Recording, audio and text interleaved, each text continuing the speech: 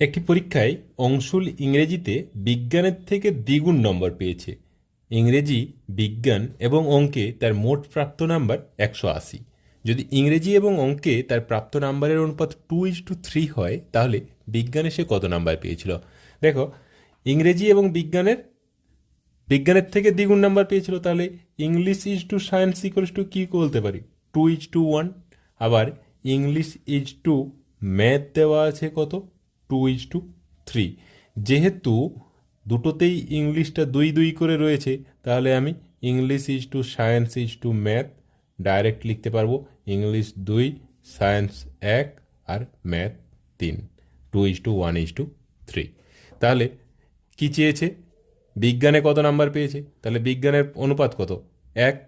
1/2 + 1 + 3 6 গুণিত 180।